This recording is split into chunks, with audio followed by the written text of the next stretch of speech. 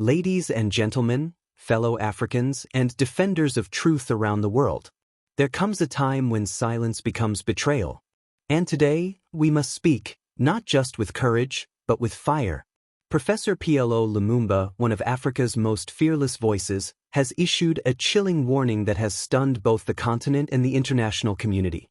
In a powerful statement that is now echoing across airwaves, Lumumba claims that Western powers, specifically the United States, are plotting something unthinkable: the assassination of Burkina Faso's revolutionary leader, Captain Ibrahim Traoré. Yes, you heard that correctly. Assassination. This is not a conspiracy theory. This is not rumor. This is not paranoia. This is a voice that has watched the very same pattern unfold for decades. Patrice Lumumba, Thomas Sankara, Muammar Gaddafi, all bold African leaders who dared to challenge imperialism, all murdered. And now, it seems, Ibrahim Traoré may be next on that list. But because he refused to bow. Because he expelled French troops. Because he nationalized Burkina Faso's gold. Because he said no more to exploitation, to foreign domination, to puppetry disguised as diplomacy. Because he ignited a fire in the hearts of African youth, a fire the West cannot control. Let's be crystal clear: the United States does not assassinate leaders because they are bad. They eliminate those who are dangerous to their interests. Dangerous because they inspire independence. Dangerous because they expose hypocrisy. Dangerous because they dare to lead their nations with dignity. And Captain Ibrahim Traoré is very dangerous. He does not dress in expensive Western suits. He wears his military uniform, stained with the soil of his homeland. He does not speak with rehearsed diplomacy. He speaks from the battlefield with the raw voice of a soldier who bleeds for his people. And now, that very authenticity, that refusal to be bought, makes him a target. Professor Lumumba has warned that the signs are already there. Unmarked surveillance. Foreign agents embedded in humanitarian missions. Media narratives branding Traoré as a militant, strongman, radical. These are not just insults. They are coded justifications for removal. First, they vilify you.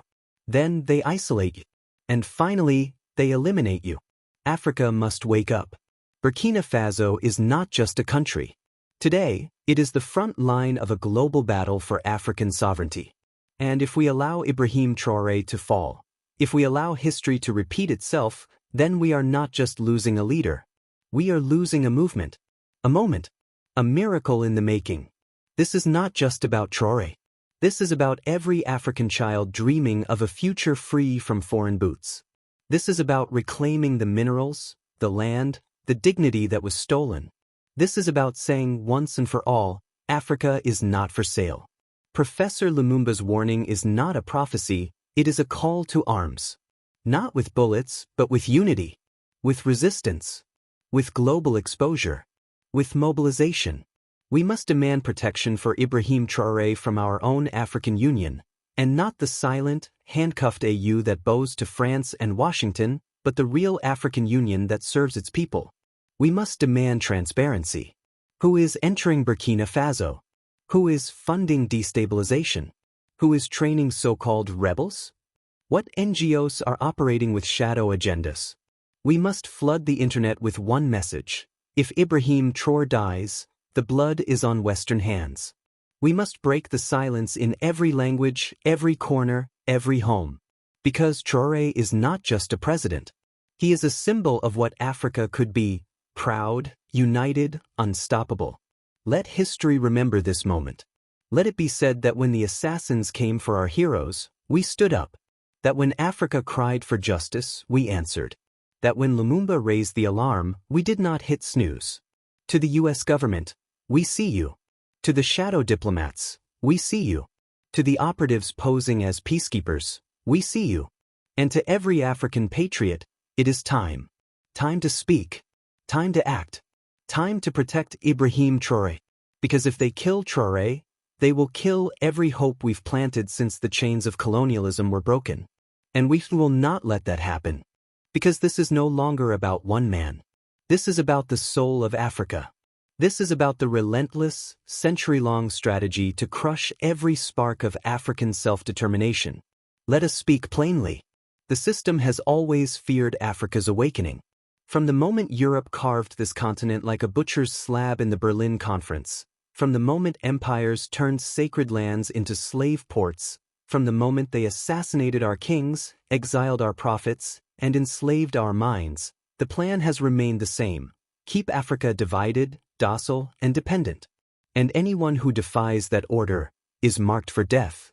When Professor Lumumba sounded the alarm, it wasn't just political rhetoric. It was the voice of a historian who has read the classified memos, the CIA debriefs, the MI6 dossiers, the French military dispatches.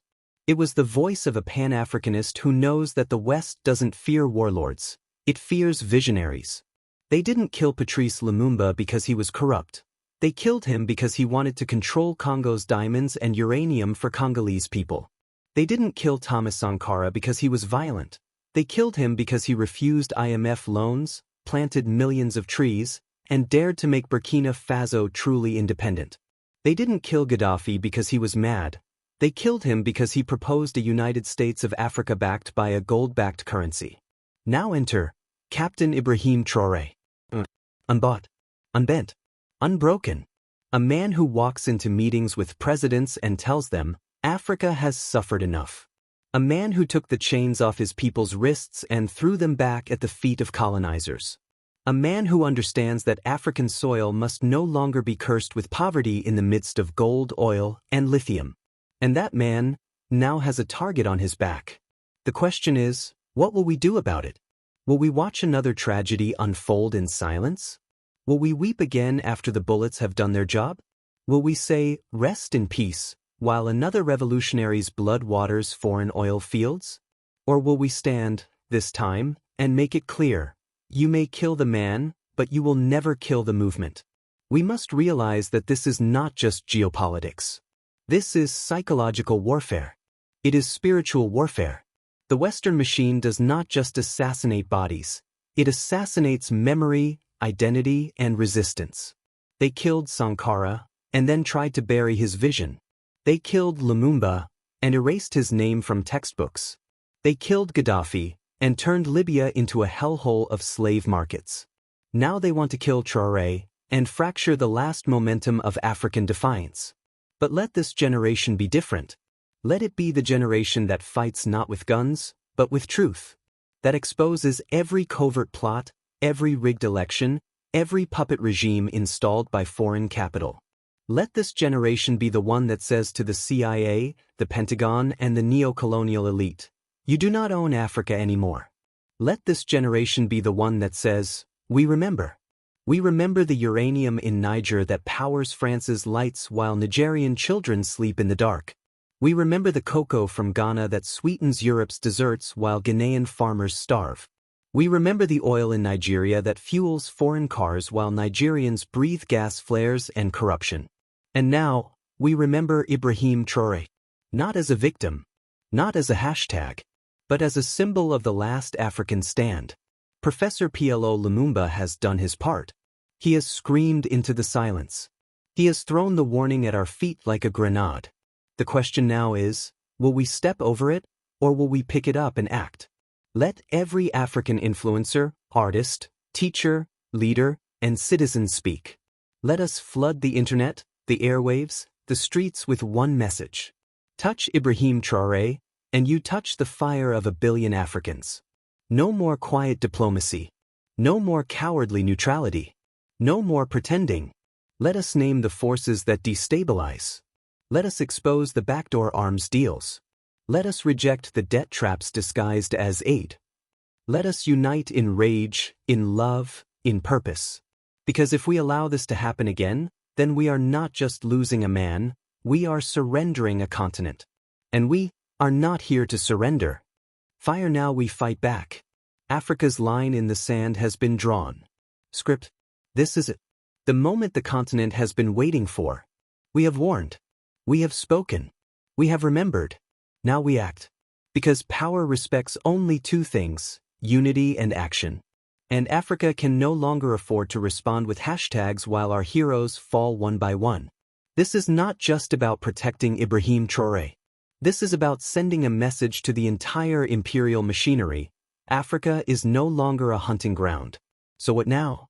Let this be the beginning of Africa's strategic resistance. Let's break it down, step by step, point by point. 1. Mass mobilization across the continent. We must rise from Accra to Algiers, from Lagos to Lusaka, from Nairobi to Nouakchott. Massive demonstrations must flood every capital city. Let millions take to the streets, demanding immediate protection for Ibrahim Traoré. An official African Union declaration rejecting foreign interference in Burkina Faso. A continental investigation into foreign military activity on African soil. No more quiet keyboards. It's time for boots on the ground, voices in the air, and fists in the sky. 2. Digital warfare. Flood the internet. We must hijack the global narrative. The Western media has painted Traoré as a militant, threat, radical. Now we paint him as he truly is. A patriot. A liberator. A son of Sankara. Flood social media with facts, speeches, interviews, quotes, and videos of Traoré's achievements. Make him visible. Make him unignorable. Tag every major global media outlet. Tag every African president. Tag the UN, EU, ECOWAS, and expose their silence. Let the algorithms bow to our fire. 3. Economic resistance. Boycott the neo-colonial machine. Stop buying French products. Stop banking with foreign-owned institutions that extract wealth from Africa and return debt. Call for the withdrawal of African deposits from French banks like the CFA-linked Central System.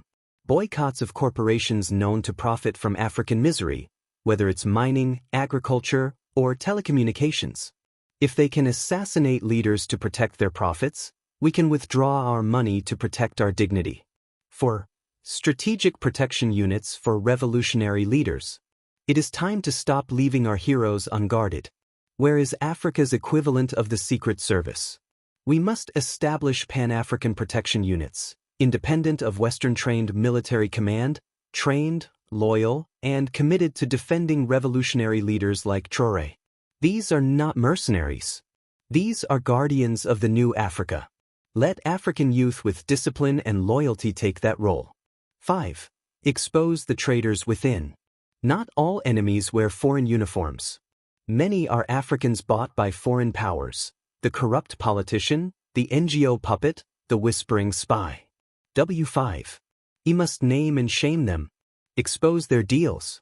Expose their travel histories. Expose their bank accounts.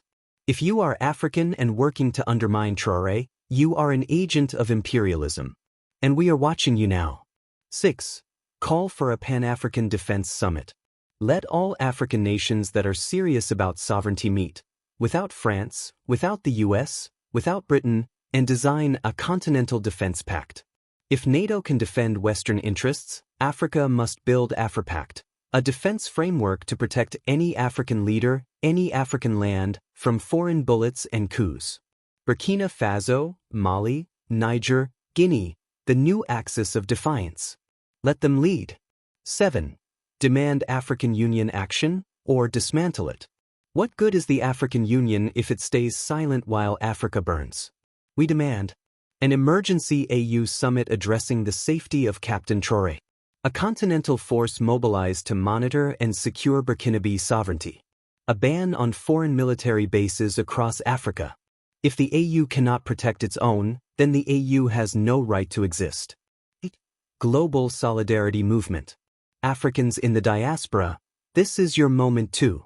From Paris to Chicago, from London to Sao Paulo, organize protests outside embassies, block intersections, shake the global narrative. Let the world know that Africa is not asleep anymore. This is our red line. We draw the line here, not in the future. Not after another funeral. If Ibrahim Traoré is assassinated, the earth must shake. Capitals must burn with outrage. Institutions must collapse from shame. And foreign interests must suffer until they understand that Africa is done bleeding silently. Because if they kill Traoré and we do nothing, the next bullet is for the soul of this continent. But if we rise, If we roar, if we resist, then Traoré will not die in vain. In fact, he will never die at all. He will become the fire that lights 1,000 revolutions. This is the time. This is the moment. This is the movement. Africa, stand up.